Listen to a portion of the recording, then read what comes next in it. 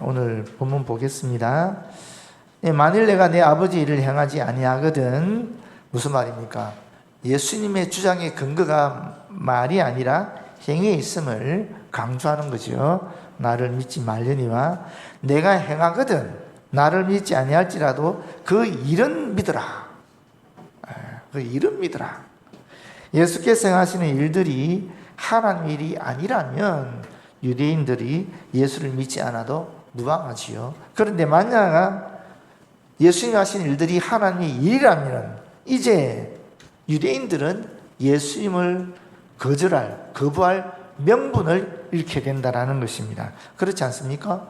이로써 지금까지 예수님을 공격했던 바리새인들이 이제는 중요한 시험대에 서게 된 것입니다.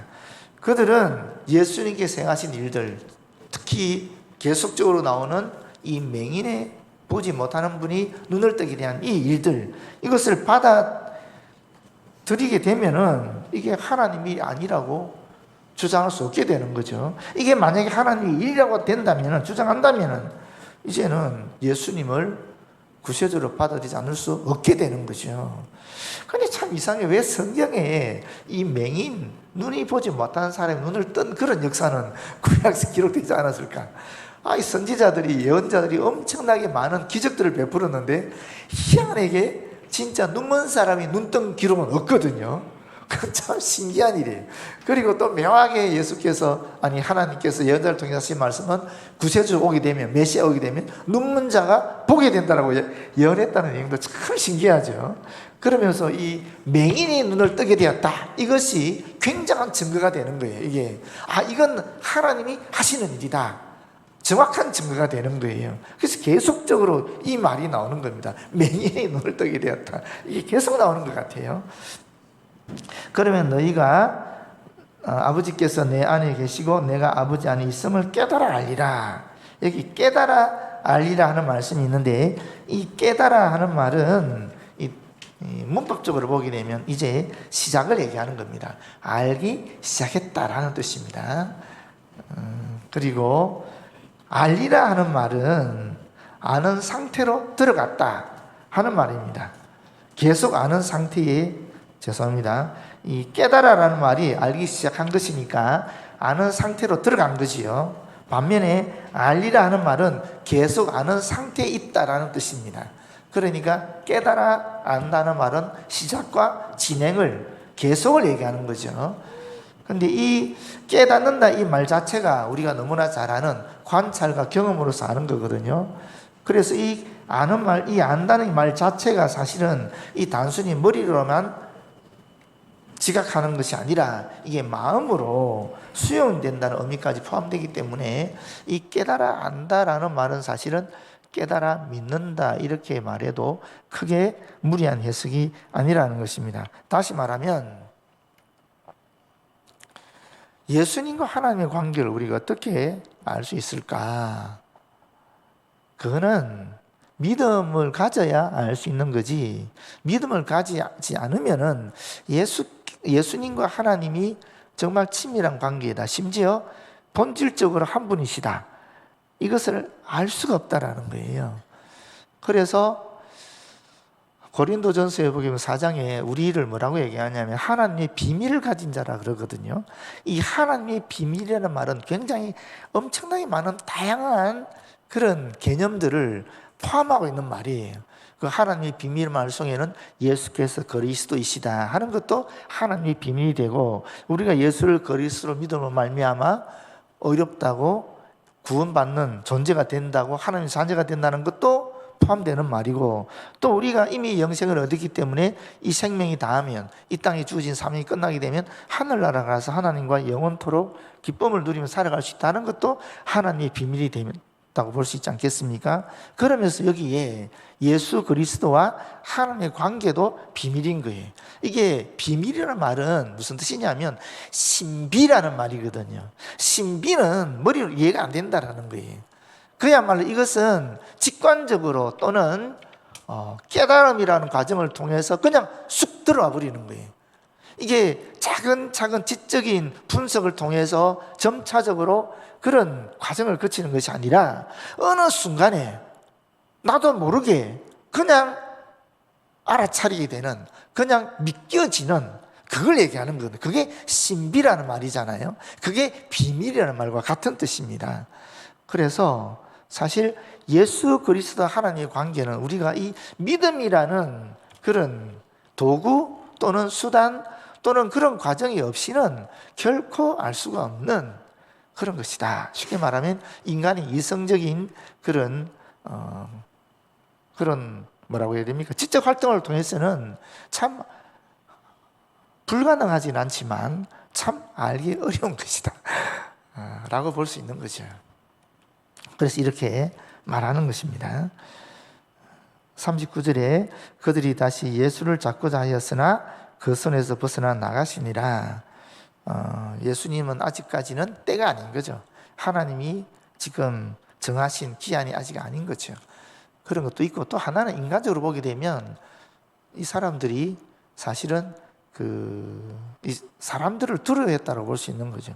예수님을 따르는 무리들이 있었으니까, 선지자로 생각하는 사람들이 있었으니까, 심지어 하나님 아들로 메시아로 받아들이는 사람도 있었기 때문에 좀 두려워했다라고도 볼 수 있겠습니다. 40절에 이 40절 말씀이 왜 여기 이렇게 들어왔나 생각하기 쉬운데 갑자기 단절이 돼버리잖아요. 39절과 40절은 전혀 다른 내용으로 나오거든요. 이제 예루살렘에 떠나버리시거든요, 예수님이. 다시 요단강 저편 요한이 처음 세례 베풀던 곳에 가사 거기 거하시니, 얼마 동안 머물렀는지 알 수는 없습니다만은 한동안 머물렀던 것 같아요. 갑자기 난데없이 장소가 바뀌어버리는 거예요. 예루살렘에서 지금 어디죠? 요단강 저편 요한이 처음 세례 베풀던 곳, 그 지명은 사실 다른 복음서에 나오죠. 베다니라는 곳으로 나옵니다.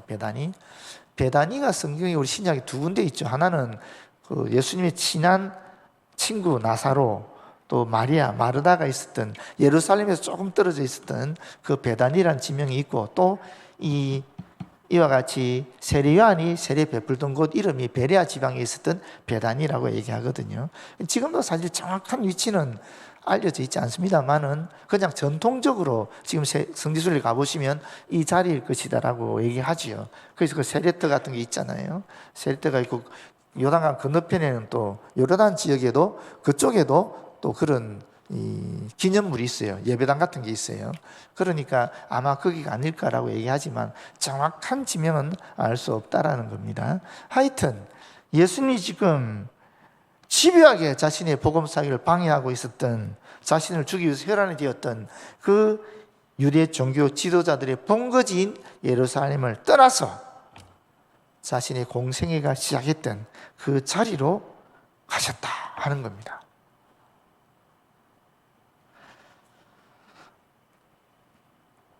왜 거기 가셨을까? 이런 생각이 들잖아요. 예루살렘에서 사역 잘 하시다가 계속 하시면 됐을 건데 왜 거기 가셨을까? 마찬가지겠죠. 앞에서 말씀한 것처럼 아직 때가 이르지 아니한 거죠. 아직. 그러나 그 때는 가까운 거예요. 지금 십자가를 짊어질 때, 십자가 죽음을 당할 때는 가까운데 아직 아닌 거죠. 그러면 뭐 하시겠어요? 준비하시는 거죠. 준비하러 가셨다라는 거예요. 물러나서 진짜 십자가의 길을 걷기 위한 준비를 하셨다라고 볼 수 있는 겁니다. 여러분은 어떻습니까? 여러분은 어떤 일을 할 때에 이런 예수님은 공생의 시작, 세례를 받고 시험 받으러 가시고 시험을 이기시고 그 다음에 때가 찼으니 회개해라 그러면서 하나님 나라 가까웠다 이렇게 공생의 사역을 시작하셨는데, 여러분들은 혹시 이런 예수님이 세례받은 이 자리, 이런 때가 있습니까? 있어요? 어떻게 생각하면 첫 사명의 자리고, 어떻게 생각하면 첫 사랑의 자리고, 오늘 집사님 기도에 의하면 정말 하나님께서 나를 사랑하셨다라고 처음 깨달았던, 정말 예수를 그리스도를 받아들이게 되었던 그 자리거든요. 그 자리에 예수님은 가신 거예요. 마지막 결단, 마지막 결전에 그런 준비를 하기 위해서 가셨다라는 거거든요. 근데 우리에게도 이런 데가 있어야 될 것 같아요. 뭔가 우리가 어떤 일을 새롭게 할 때, 또는 진짜 결단하고 나가려고 할 때, 그때는 이런 자리가 있어야 된다고 생각해요. 제가 명지대학교에서 그 성경 결혼 수업을 한 10년 가르쳤는데, 명지대 10년 가르친 게 아니고 하여튼 명지대, 한남대 뭐 여러 학교에서 한 10년 동안 그런 기독교 결혼 과목을 가르쳤거든요. 믿지 않는 아이들이 대부분이 뭐 7, 80% 믿지 않는 아이들이 있는 그런 데서 기독교 결혼 수업을 했는데, 그때 한 친구가 굉장히 독특한 얘기를 하더라고요. 그 여자친구가 제 수업을 듣고 예수를 믿게 됐어요. 그리고 자기 친구를, 남자친구를 또 소개해서 제 수업에 들어온 거예요. 그런데 이 친구는 독실한 불교 신자예요. 어느 정도로 독실하냐면은 자기는 어떤 일을 하게 될 때, 결단하게 될 때에 어떤 새로운 전기를 마련하는, 인생의 전기를 마련할 때는 원효 대사가 깨달음을 얻었던 동굴이 있대요. 혹시 아세요, 여러분? 그 평택에 있답니다, 그 동굴이. 그 동굴에 가서 밤을 새면서 기도하고 그 다음에 새로운 일을 한다라는 거예요. 와, 그런 친구가 있더라고요. 그 얘기 아시죠? 원효가 의상이랑 같이 당나라 유학을 가게 되었는데, 밤에 어떤 동굴에 가서 둘이 같이 잠을 잤잖아요. 잠을 잤는데 너무 잠자다가 목이 가래서 갈증이 나서 뭐 더듬거리다가 뭐 바가지가 있어 마셨는데 너무 시원하고 좋았다라는 거예요. 갈증을 완전히 해소했어요. 그리고 아침에 눈 떴는데 그게 뭐였어요? 해골 바가지였잖아요. 그러면 그 마신 물은 뭐예요? 시체 썩은 물이죠. 그러니까 그 물을 마신 거예요. 근데 여기서 원효가 깨달음을 얻거든요. 일체 유심조라는 말, 마음 먹기 달려있다, 이걸 얻잖아요. 모든 것이 마음의 작용이다, 이런 깨달음을 얻거든요. 그러면서 원효는 그 자리에 돌았습니다. 의상은 당나라 유학을 가고, 당나라 유학 가서 의상은 그 선진 불교 학문을 배우고 돌아오고, 원효는 그 길로, 거기로부터 바로 신라로 돌아가서 거기서부터 자신의 사상을 베풀기 시작하는데, 그 원효의 사상이 한마디로 화쟁 사상이라 그래서 서로 차별 없이 이렇게 지내는 것을 얘기하는 거거든요. 그거 너무너무 좋은 생각 아닙니까? 진짜 그 화쟁 사상에는 보니까 서로 다른 가치를 인정하고 더 큰 진리로 향해 나아가는 걸 말하는 거예요. 그럼 불교는 진짜 좋은 종교예요. 그런 면에 있어서 원효의 사상을 이었다면은 서로 다른 진리를 인정하고 서로 다른 가치를 인정하고, 불교 입장에서는 우리 예수교, 그리스도를 인정하지 않을 수 없는 거예요. 불교 교리상 당연히 인정해야 되는 거예요. 그렇지 않습니까? 이건 불교의 교리가 그런 겁니다. 위대한 원효가 이 얘기를 한 겁니다. 서로 다른 가치, 서로 다른 진리를 인정하고 더 큰 진리를 향해 나아가는 것이 화생사상이에요. 더 큰 진리가 뭡니까? 불교 진리에서 더 큰 진리. 아주 인수적인 해석일지 모르겠지만 예수 그리스도의 진리가 더 큰 진리 아니겠어요? 불교는 예수 그리스도의 진리를, 기독교의 진리를 가기 위한 과정에 있는 종교라고 볼 수 있는 겁니다. 원효 사상에 의하면은. 그렇지 않나요? 지금 우리 이현숙 권사 거기를 끄떡끄떡했거든요. 왜냐하면 이현숙 권사님이 아주 불교에 심취하신 분이었거든요. 근데 이게 제가 대학 다닐 때도 한태동 교수님이 그런 말씀하셨어요. 불교라는 것이 인도에서 나온 종교잖아요. 그러다 보니까 막 3,200만 개 신이 있는 땅에서 태어난 종교예요. 그 석가가 했던 게 뭐냐면 이 3,200만 개 신이 머릿속에 있으니까 얼마나 복잡합니까? 그걸 싹 정리해버린 거예요. 그래서 깨끗하게 만들어본 거예요. 머리를, 이 마음을 완전히 깨끗하게 만든 거예요. 근데 그것밖에 없어요. 그러면 깨끗한 터전 위에 뭘 세워야 될 거 아니에요. 그때 그리스도교가 딱 세워지면 최고라는 거예요.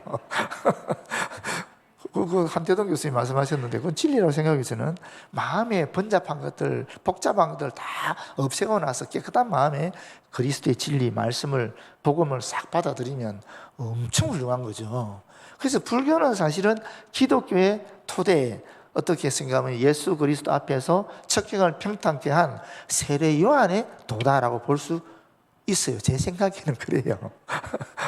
그래도 여러분 불교로 갈 필요는 굳이 없습니다. 왜냐하면 이미 더 큰 진리를 터득하신 분이 뭐 굳이, 안 그렇습니까? 그건 말이 안 되잖아요. 불교인들한테 오히려 기독교를 전해서 그들이 제대로 설 수 있도록 하는 것이 중요하다는 거죠. 아무것도 없으면 어떻게 됩니까? 예수님의 비유 속에 나오잖아요. 거기에 뭐 아니 뭐 귀신 들린 사람이 있어서 깨끗하게 청소해 줬더니만 이 귀신 나가 돌다가 갈 데가 없으니까 나중에 들어와 보려고 하니까 깨끗하니까 어떻게 합니까? 자기보다 더 악한 귀신들 다 끌고 들어와서 그 사람의 나중 상태가 전에보다 훨씬 더 악화되었다 그러잖아요. 그게 깨끗하게 하는 게 끝나서는 안 된다는, 깨끗해지면 좋은데 그 다음에는 그 안에 진리로 가득 채워야 되는 거죠. 그렇게 돼야 온전한 사람이 될 수 있는 거거든요. 그걸 이야기하는 것이 사실은 오늘 이 말씀이라고 볼 수 있는 거죠. 그리고 저 같은 경우도 그래요. 저도 무슨 결단이라기보다는 제가 너무너무 힘들고 고통스러운 기억을 갖고 있는데, 그게 뭐냐면 지난번 교회에서 말씀드린 것 같아요. 찬송의 감격이 사라진 거 있죠, 저한테서. 와, 여러분, 찬송의 감격이 사라지면 진짜 괴롭습니다. 찬송가 부를 때, 복음사가 부를 때 막 좀 이 감동받고 좀 눈물도 흘리고 뭐 이렇게 돼야 되는데, 아니 찬송을 불러도 싱숭생숭하고 울고 싶어도 울음이 안 나오고, 이거 정말 내 정말 마음이 메말랐구나 하는 것을 내가 스스로 느끼게 되니까 얼마나 고통스러운지 몰라요. 지난번 교회에서 한 4년 차 때부터 그런 현상이 나오더라고요. 그래서 굉장히 힘들었습니다. 그걸 회복하기 위해서. 그런데 이게 회복이 안 되는 거예요. 아무리 찬송 뜨겁게 부르고 해도 회복이 안 돼요. 부흥에 참석해도 안 되고, 성경 통독을 해도 안 되고, 안 되더라고요, 진짜. 정말 힘들었습니다. 그런데 그때 성경 지리반을 제가 강의를 하고 1년을 강의를 하고 그 멤버들이랑 같이 저기를 갔거든요. 밤모섬 성지순례를 가게 됐는데, 그 밤모섬 들어가는 길이 100길로 한 4시간 정도 100길이 있어요. 그 희한한데 그리스 쪽에 가면 한 10시간, 11시간 걸리는데 터키 쪽에서 가면 4시간밖에 안 걸려요. 그리스 영토인데도 불구하고. 근데 하여튼 그 100길에서 제가 이 찬송에 대한 감격을 회복하고 싶었던 거예요. 그래서 뱃머리 올라와서 찬송가 1장부터 계속 부르기 시작했어요. 말씀드렸죠? 기억나시죠? 한 200장쯤 되니까 그때 다시 감동이 살아나더라고요. 200장쯤 되니까 너무너무 고맙고 감사한 거예요. 그 길이 저로서는 정말 너무나 소중한 길이었어요. 그 100길이. 그리고 거기 제가 그때 그 100길 위에 있었을 때 찬송의 감격도 회복했지만, 그 당시에 저는 제 악기 너무나 불투명한 그런 상황, 그건 그 전이었군요. 이 찬송의 감격은 그때입니다. 하여튼 두 번째 밤무성 같은 100길이었던 것 같아요. 첫 번째 100길에서는 제 앞날을, 여호와 이레의 하나님을 경험했고요. 두 번째 밤무성 100길에서는 찬송의 감격을 회복하게 되었는데, 그런 게 있어요. 최근에 또 새로운 자리를 찾게 된 것은 코나 경험이에요. 코나에서 정말 성령의 엄청난 역사하심을 제가 처음 했거든요. 그러면서 지금도 코나에 있었던 그 기억을 회복하면 저 안에서 다시 성령의 역사하심, 성령의 능력 같은 것이 또렷해져요. 그건 분명한 것 같아요. 제가 정확하게 경험했으니까. 그전에는 그런 경험은 아니었던, 그전에도 성령의 은총들 경험을 했지요. 다 했지만 그건 그때 너무 강력하게 경험한 것 같아요. 그러다 보니까 어떤 의심이 들 때, 성령의 능력에 대해서, 이 사역에 대해서 의심이 들 때, 그때 그 기억을 다시 돌이키면은 다시 회복이 되는 것을 발견하게 되었어요. 아마 여러분도 그런 게 있을 거예요. 중요한 거는 뭐냐면 예수님도 처음 자리로 가셨다라는 거예요. 세례받던 그 자리, 너는 내 사랑한 아들이다, 내 기뻐하는 자다 하는 그 소리를 들은 자리, 그렇지 않습니까? 사명을 확인했던 자리, 그 첫 자리로 돌아가셨다라는 거예요. 언제? 가장 강력한 죽음의 두려움, 어떻게 생각하면 또 사명의 완수를 목전에 두고 가장 강력하게 원수의 세력이 나와 적대에서 부딪혀오는 것을 아시고 제일 처음 시작의 자리로 가셨다라는 거예요. 그러니까 우리도 뭔가 좀 더 어떤 새롭게 주님 앞에 서기 위해서는, 또는 어떤 새로운 일을 기획하고 나아갈 때는 이런 결단이 필요하다라고 여기지는 겁니다. 예수님도 그렇게 하셨으니까 하물며 우리가 말할 필요가 뭐 있겠어요? 그게 신앙 부흥이죠, 사실. 그게 영적 각성이죠. 그래서 우리가 하나님의 지혜, 하나님의 능력, 하나님의 영감을 받고 그 다음에 발걸음을 디딜 때에 우리는 믿음으로 나아갈 수 있는 거죠. 그걸 지금 예수님이 하고 있는 모습을 우리에게 보여주고 있는 것입니다. 많은 사람들이 왔다가 41절입니다. 베다니에도 예수님을 알아보는 사람들이 많았다라는 겁니다. 그런데 예루살렘과는 분위기가 아주 달랐다라는 것을 보여주고 있습니다. 왜 그렇습니까? 요한은 아무 표적도 행하지 아니하였으나 요한이 이 사람을 가리켜 말한 것은 다 참이라 이렇게 말하고 있으니까. 그리고 거기서 많은 사람이 예수를 믿으니라 이렇게 나오잖아요. 예루살렘 분위기하고 지금 이 베다니 분위기 완전히 다른 거죠.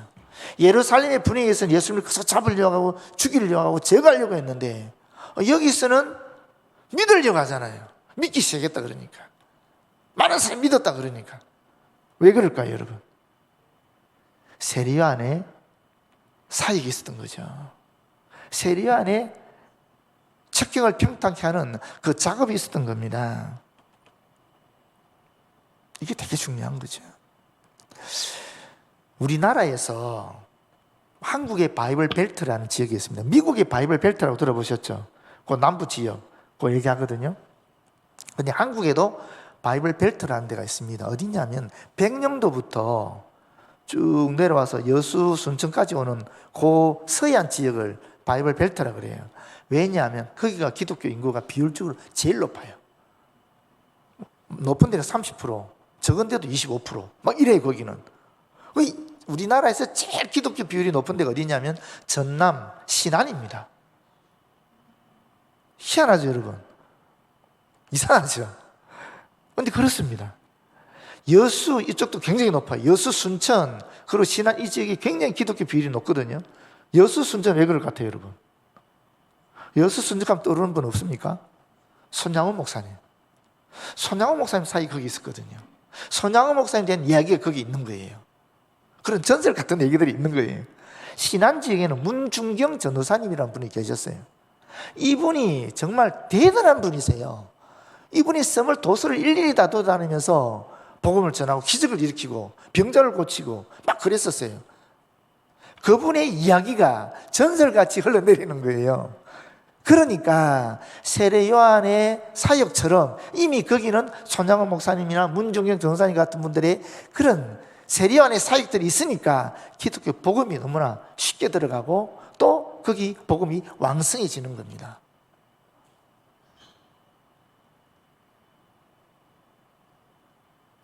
우리가 직접 예수 믿게 만들지 못할 수는 있어요.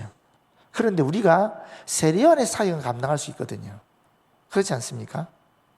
그런데 이번에 저한테 갑자기 몇 년 만에 전화를 왔는데 은사님 그러면서 저한테 은사님 갈 분이 없거든요. 영락이자 신학교가 그때 2012년에 43년 역사의 문을 닫는 해였는데 그때 제가 그 영락이자 신학교 원장 직무 대행을 했었어요. 영락교 소속이었기 때문에. 그러면서 문을 닫았는데 그때 저한테 배웠던 분이 저한테 글을 보냈어요. 문자를 보냈어요. 그러면서 전화 통화도 했는데 이분이 책을 쓴 거예요. 3년 동안 목회한 경험을 가지고 책을 썼는데 거기 이 책 이름이 선한 양들의 언어라는 그런 책 이름이에요. 근데 거기 추천서에 재미있는 내용이 있어요. 제가 읽어드리고 결론을 하려고 해요. 김윤주라는 용인 초등학교 교사가 이 책을 읽고 이제 추천서를 쓴 거예요. 기적은 성경에만 있는 줄 알았습니다. 하지만 이제 저는 단언합니다. 기적은 바로 지금 이 순간 내 삶에도 그리고 이 책을 읽는 모든 분의 삶에도 일어날 수 있습니다. 이 책이 출판된 건 아니고요. 지금 이번 추천서까지 받으면 출판될 것 같아요. 이제 곧. 저는 처음에는 믿지 못했습니다. 말 하나 바꾼다고 정말 이 상황이 달라질까요? 너무 답답해요, 목사님. 지친 목소리를 물을 때마다 목사님은 한결같은 어조로 말씀하셨습니다. 그럼요, 말만 바꾸어도 달라질 거예요. 솔직히 말해 그때에 저는 의심이 가득했습니다. 말 한마디로 인생이 바뀔까? 마음 한편에는 회의와 두려움이 떠나지 않았습니다. 그러던 어느 날 세상과 단절된 듯한 한 청년이 교회를 찾아왔습니다. 항상 환한 표정, 말을 더듬으면 거친 말로 자신을 숨기던 그에게 병원 치료도 약물도 그 어떤 말도 소용이 없었습니다. 말도 통하지 않았습니다. 하지만 목사님은 포기하지 않고 다가섰습니다. 청년은 처음에는 여전히 거칠었지만 목사님의 따뜻한 격려와 끊임없는 응원 속에서 변화의 기적이 시작되었습니다. 그리고 마침내 이제 그는 더 이상 더듬거리지 않고 또렷한 목소리로 환하게 웃으며 말합니다. 목사님 감사합니다. 정말 사랑해요. 저는 그 진심 어린 한마디에서 기적을 보았습니다. 그러나 그 놀라운 기적 앞에서도 정말 기적일까? 그냥 우연이겠지 하는 의심을 완전히 버리지는 못했습니다. 그런데 그 우연은 제 삶에도 찾아왔습니다. 교회에서 생명의 언어를 배우고 실천하자 저희 부부 사이에도 놀라운 변화가 일어났습니다. 굳게 닫혔던 마음의 문이 열리고 서로를 가로막던 벽이 허물어졌습니다.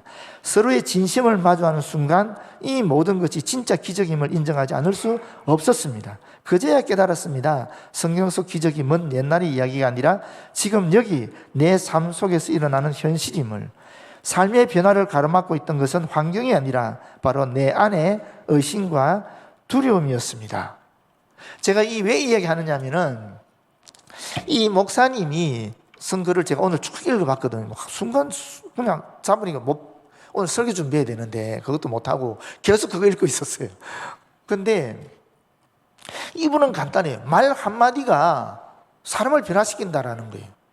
왜냐하면 하나님 말씀으로 창조하셨고 예수님도 말씀이시라는 거예요. 말씀으로 역사하셨다라는 거예요. 말씀으로 이 땅에 오셨다라는 거예요. 그래서 말이라는 것이 이 사람의 생명을 죽이기도 하고 살릴 수 있다라는 거예요. 단 한마디의 말이 그 사람을 변화시킨다라는 거예요. 실제로 그거로 목회를 하신 거예요. 근데 굉장한 성공을 거두신 거예요. 길거리에 있던 할아버지도 할머니도 학생도 청년도 사춘기 아이들도 그런 친절한 말 한마디, 격려하는 말 한마디로 변화되더라는 거예요. 우리가 지금 예수 그리스도를 전해야 되잖아요. 그런데 예수님이 뭐라 그랬어요? 너희가 내 말이 이해가 안 되면, 내 말을 받아들일 수 없으면은 내가 한 행동을 보고 나를 믿으라 그랬잖아요. 그렇지 않습니까? 그럼 우리도 예수님처럼 말로 전할 것이 아니라 어떻게 생각하면 변화된 나를 전해야 되는 거잖아요. 그런데 아이러니하게도 변화된 나를 전하는 방법이 뭐냐? 사랑을 베푼다라고 얘기하지 않습니까?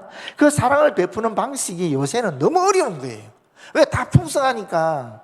옛날에는 사탕 하나 줘도 감동했거든요. 연필 하나 줘도, 노트, 공책 하나 줘도 얼마나 감동했었습니까? 요새는 너무 풍족한 시대가 되다 보니까 웬만해서는 사람들이 감동을 안 하는 거예요. 밥 한 끼 사줘도, 차 한 잔 사줘도 별로 감동이 없어요. 솔직히 안 그렇습니까? 솔직히 그렇잖아요, 우리가. 여러분도 마찬가지예요. 누가 나한테 밥 한 끼 사준다고 그렇게 감동합니까? 차 한 잔 사준다고 그렇게 너무 고맙다 안 그러잖아요. 나도 언제든지 사줄 수 있고 언제든지 베풀 수 있으니까 별로 거의 감동이 없지 않습니까? 그런데 이 책을 읽는 순간에 제가 깨달았어요. 이거다. 정말 우리 안에 그리스도가 계신다면 그리스도의 언어를 얘기해야 되겠구나. 하나님 당신을 사랑하십니다. 하나님 당신과 함께 계십니다. 당신을 보니까 제 마음에 기쁨이 우러나오네요. 이 세상이 당신을 위해서 열려 있습니다. 절대 실망하지 마십시오. 낭망하지 마십시오. 당신과 함께 내가 여기 있습니다. 하나님이 당신을 가장 사랑하십니다. 당신을 향한 계획이 있습니다. 그 말 한마디가 그 사람을 일으키는 거예요. 그 책에는 이런 간증거리가 너무나 많은 거예요. 부부가 이혼하게 되었다가 화해되는 과정도 있고, 또 이혼한 부부가 다시 합치는 과정도 있고, 또 심지어 홀로 사는 할머니가 자녀와의 관계 단절 속에서 괴로워하다가 말 한마디로, 목사님 말 한마디로 계속 회복이 되어서 자녀 관계도 다시 연결이 되고, 심지어 그 생활이 풀리는 그런 이상한 역사들이 막 일어나는 그런 것을 보는 거예요. 그러니까 진짜 뭐냐? 정말 우리가 어떻게 해야 되나? 사랑의 표현 너무 어렵지 않습니까? 사랑의 성이 너무 어렵지 않습니까? 근데 단순한 데 있는 거예요. 하나님이 말씀으로 이 우주를 창조하신 것처럼, 예수께서 말씀으로 이 땅에 오신 것처럼 사실 우리가 말 한마디로도 얼마든지 변화시킬 수 있는 거예요. 사랑을 전할 수 있는 거예요. 남편이 들어왔을 때 나가서 맞이하면서 애썼어요, 수고하셨어요, 그 한마디 존중해주는 말이 그 남편을 세운다라는 거예요. 아내가 밥을 함께 해줬을 때 맛있다 그 한마디 말이 아내를 존중해주고 아내를 세워준다라는 거예요. 그러면서 관계가 회복이 된대요. 너무나 간단한 건데, 너무나 쉬운 건데, 그런데 우리 안에 의심이나 두려움이 그걸 막고 있는 거예요. 에이, 그거 한다고 해서 되겠나? 이렇게 생각한다라는 거예요. 그런데 말은 진짜 생명을 창조하는 능력이 있다라는 거예요. 왜? 하나님이 그렇게 창조의 능력으로 말씀을 하시기 때문에 우리 안에도 그 하나님의 창조의 능력이 들어와 있다라는 거예요. 근데 그게 말로서 일어난다라는 거예요. 여러분 공감되지 않습니까? 그러니까 우리가 자꾸 행동, 행위 이렇게 하니까 너무 어렵잖아요. 그죠? 사랑의 섬김도 너무 어렵잖아요. 근데 너무 쉬운 게 여기 있더라고요.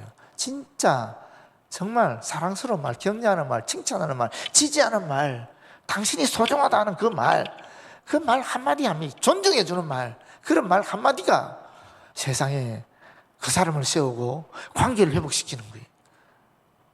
가정을 변화시키는 거예요. 와, 놀라운 사실을 확인하게 되었습니다.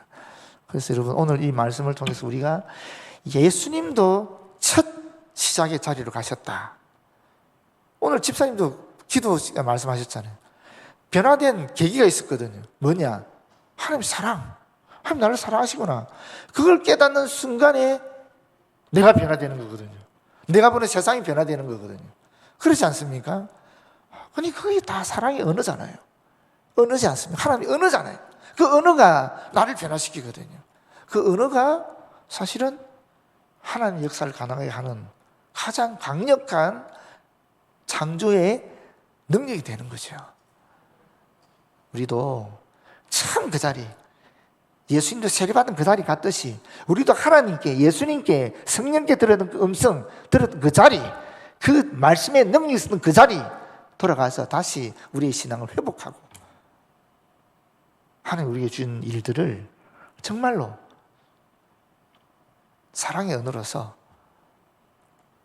증거하는 그런 저와 여러분 되었으면 참 좋겠습니다. 기도하겠습니다. 아버지 고맙고 감사합니다.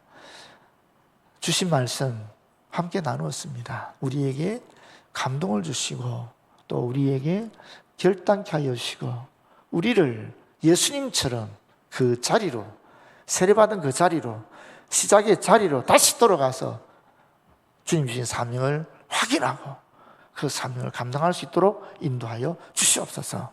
예수님 이름으로 기도드립니다. 아멘.